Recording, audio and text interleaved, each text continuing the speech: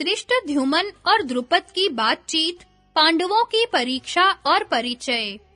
वैशंपायन जी कहते हैं, जन्मेजय, धृष्टद्युम्न पांडवों के इतना निकट बैठा हुआ था कि वह उनकी बातें तो सुन ही रहा था, द्रौपदी को भी देख रहा था। उसके कर्मचारी भी उसके साथ ही थे। वहां की सब बात देख सुनकर वह अपने पिता द्रुपद के पास पहुंचा। द्रुपद उस समय कुछ चिंतित हो रहे थे।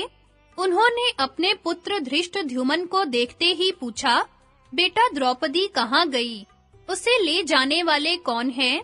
मेरी कन्या किसी श्रेष्ठ क्षत्रिय अथवा ब्राह्मण के हाथ में ही पड़ी है ना?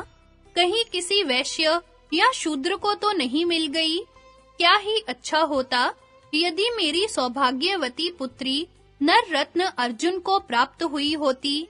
धृष्टद्युम्न ने कहा, पिताजी, जिस कृष्ण मृग चर्मधारी परम सुंदर नवयुवक ने लक्ष्य वेद किया था, वह बड़ा ही फुर्तीला और वीर है, इसमें संदेह नहीं। जिस समय वह बहन द्रौपदी को साथ लेकर ब्राह्मणों और राजाओं के बीच में से निकला, उस समय उसके मुख पर किसी प्रकार के संकोच का भाव नहीं था।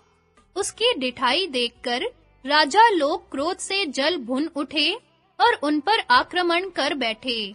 उसके साथी पुरुष ने देखते ही देखते एक विशाल वृक्ष उखाड़ लिया और उससे राजाओं का संहार प्रारंभ किया। कोई राजा उनका बाल तक बांका नहीं कर सका। वे दोनों मेरी बहन को लेकर नगर के बाहर कुम्हार के घर गए। वहां एक अग्नि के समान तेजस्विनी स्त्री बैठी थी। अवश्य ही वह उनकी माता होगी। उसके पास और भी 3 परम सुंदर नवयुवक बैठे हुए थे। उन्होंने अपनी माता के चरणों में प्रणाम करके द्रौपदी को प्रणाम करने की आज्ञा दी और अपनी माता के पास उसे रखकर सब भाई भिक्षा मांगने चले गए। भिक्षा लेकर लौटने पर द्रौपदी ने माता के आज्ञा अनुसार देवता ब्राह्मण आदि को दिया, उन लोगों को परोसा और स्वयं खाया। द्रौपदी उनके पैरों की ओर सोई।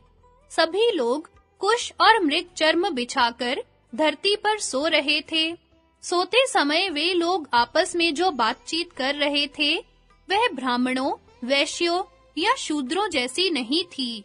वह सीधे युद्ध से संबंध रखती थी और वैसी बातें कुलीन क्षत्रिय ही किया करते हैं। मुझे तो ऐसा मालूम होता है कि हमारी आशा पूर्ण हुई है और अग्निदाह से बचे पांडवों ने ही मेरी बहन को प्राप्त किया है। धृष्टद्युम्न की बात से राजा द्रुपद को बड़ी प्रसन्नता हुई। उन्होंने तुरंत उनका परिचय प्राप्त करने के लिए अपने पुरोहित को भेजा।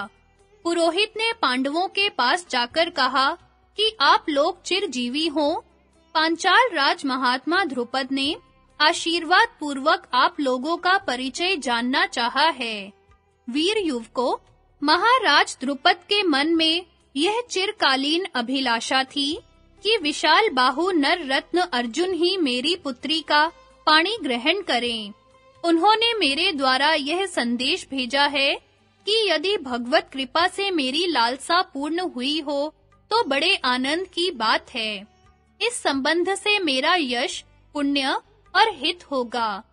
युधिष्ठिर की आज्ञा से भीमसेन ने पुरोहित जी का आदर सत्कार किया।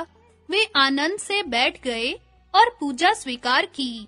युधिष्ठिर ने कहा, भगवन, राजा द्रुपद ने स्वयंवर करके अपनी पुत्री का विवाह करने का निश्चय किया था। यह क्षत्रिय धर्म के अनुकूल ही था। स्वयंवर करने का उद्देश्य किसी व्यक्ति के साथ विवाह करना तो नहीं था। इस वीर ने उनके नियमों का पालन करते हुए भरी सभा में उनकी पुत्री को प्राप्त किया है।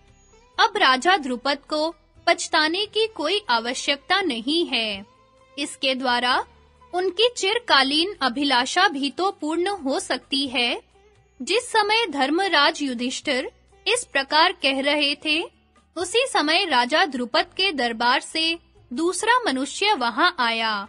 उसने धर्मराज युधिष्ठिर से कहा कि महाराज द्रुपद ने आप लोगों के भोजन के लिए रसोई तैयार करा ली है। आप लोग नित्य कर्म से निवृत्त होकर राजकुमारी कृष्णा के साथ वहां चलिए। सुंदर घोड़ों से जुते रथ आप लोगों के लिए खड़े हैं। धर्मराज युधिष्ठिर ने माता कुंती और द्रौपदी को एक रथ में बैठाया और पांचों भाई 5 विशाल रथों में बैठकर राजभवन के लिए रवाना हुए।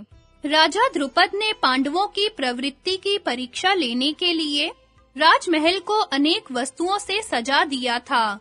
फल फूल, आसन, गायें, रस्सियां, बीज और कृषकोपयोगी वस्तुएं एक और सजाई गई थी।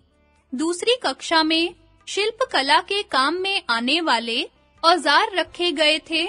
तरह-तरह के खिलौने एक और, दूसरी ओर ढाल, तलवार, घोड़े, रथ, कवच, धनुष बाण, शक्ति, रिष्टि और भुशुंडी आदि युद्ध की सामग्रियां शोभायमान थीं। उत्तम वस्त्र, आभूषण अन्य कक्षा में शोभा पा रहे थे। जिस समय पांडवों के रथ वहां पहुंचे, माता कुंती और राजकुमारी द्रौपदी तो रनिवास में चली गईं। राजमहल की स्त्रियों ने बड़े आदर सत्कार के साथ उनकी अगवानी और सम्मान किया।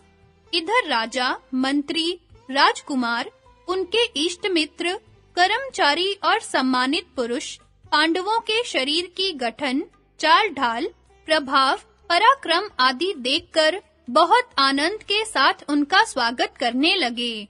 जो बड़े ऊंचे-ऊंचे और बहुमूल्य राजोचित आसन लगाए गए थे, उन पर पांडव बिना किसी हिचक के जाकर बैठ गए। दास-दासी सोने के बर्तनों में बड़ी सज-धज के साथ सुंदर-सुंदर भोजन परोसने लगे और उन लोगों ने उचित रीति से सबको ग्रहण किया। भोजन के बाद जब सब वस्तुओं को देखने दिखाने का अवसर आया, तब पांडवों ने पहले उसी कक्षा में प्रवेश किया जिसमें युद्ध संबंधी वस्तुएं रखी हुई थी। उनका यह काम देखकर सभी लोगों के मन में यह निश्चय सा हो गया कि ये अवश्य ही पांडव राजकुमार हैं। पांचाल राज द्रुपद ने धर्मराज युधिष्ठिर को अलग बुलाकर कहा, आप लोग ब्राह्मण, वैश्य, क्षत्रिय अथवा शूद्र हैं, यह बात हम कैसे मालूम करें? कहीं आप लोग देवता तो नहीं हैं जो मेरी पुत्री को प्राप्त करने के लिए इस वेश में आए हैं? धर्मराज युधिष्ठिर ने कहा, राजेंद्र, आपकी अभिलाषा पूर्ण हुई, आप प्रसन्न हो। मैं महात्मा पांडु का पुत्र युधिष्ठिर हूँ। मेरे चारों भाई भीमसेन, अर्जुन, नकुल और सहदेव वहां बैठे हुए हैं। मेरी माता कुंती राजकुमारी द्रौपदी के साथ रनिवास में है।